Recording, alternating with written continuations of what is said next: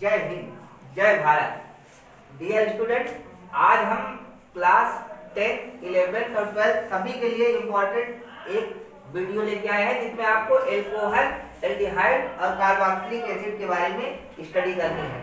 तो जो हमारा एल्कोहल होता है, एल्कोहल जो ग्रुप होता है उसको हम नॉर्मली ROH सिंबल से डिनोट करते हैं, जहाँ OH का मतलब हमारा एल्कोहल ग्रुप होता है और R का मतलब हमारा क्या है, एल्किल।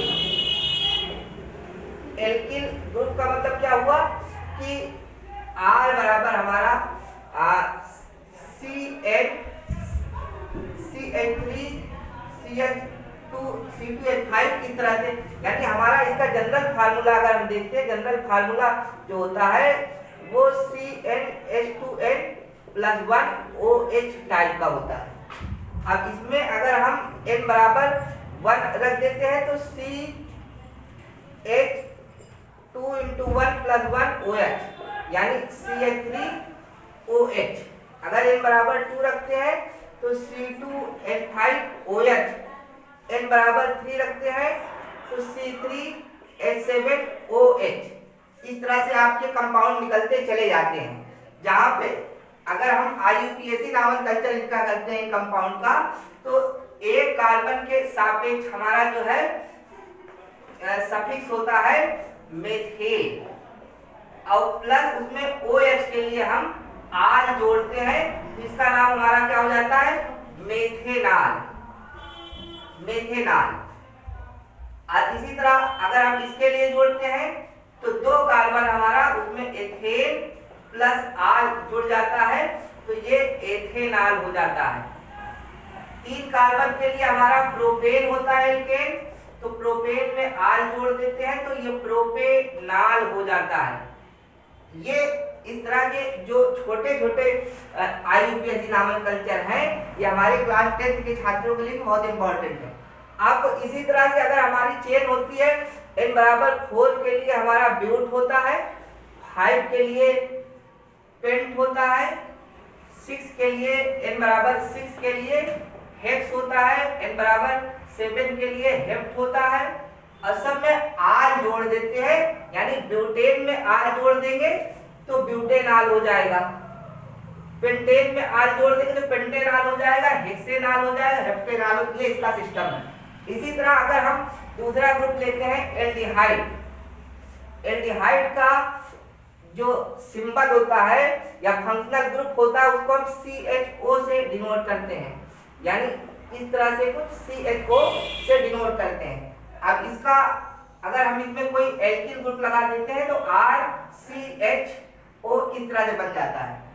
अब इसमें भी जनरल फार्मूला वही होता है, CnH2n + 1 CHO टाइप का होता है।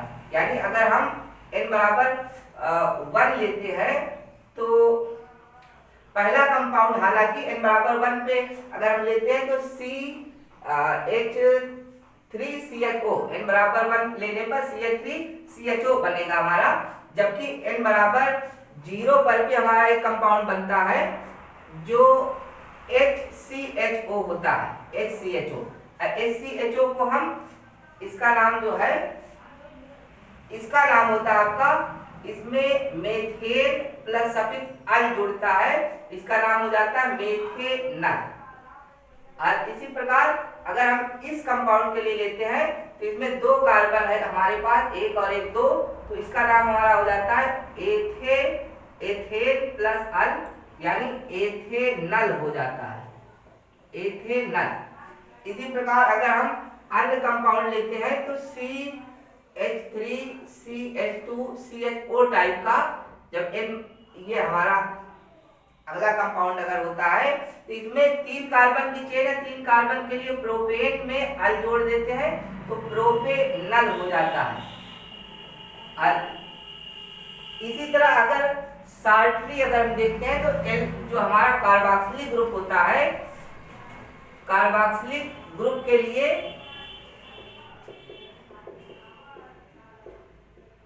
हमारा जो समूह का सिंबल होता है वो कुछ इस तरह से होता है, COOH।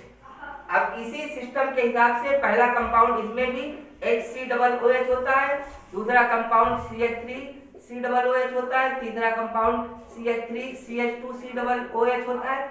इन सब का नाम अगर हम करते हैं तो एक कार्बन के लिए कार्बोक्सिलिक ग्रुप के लिए जो है ओइक एसिड जोड़ते हैं, सफिक्स हम ओइक अम्ल जोड़ते हैं। ओइक अम्ल में एक कार्बन के लिए मेथेन जोड़ देंगे, यानी मेथेन में ओइक अम्ल जोड़ देते हैं तो हमारा ये बन जाता है मेथेनोइक अम्ल। इसी प्रकार दो कार्बन के लिए एथेन में ओइक अम्ल जोड़ देते हैं तो ये हमारा हो जाता है एथेनोइक अम्ल। एथेनोइक अम्ल। तीन कार्बन के लिए हमारा प्रोपेन होता है, प्रोपेन में ओइक अम्ल जोड़ देते हैं तो ये हमारा हो जाता है प्रोपेनोइक अम्ल। ये इस तरह से आप कोई भी नॉमेनक्लेचर आप कर सकते हैं जो कि आपके यूपी बोर्ड के लिए बहुत इंपॉर्टेंट है, और 2-3 नंबर 4 नंबर का अक्सर आता रहता है और आप बड़ी आसानी से इन नियमों का पालन करते हुए कर सकते हैं। Thanks for watching this video. जय हिंद, जय भारत।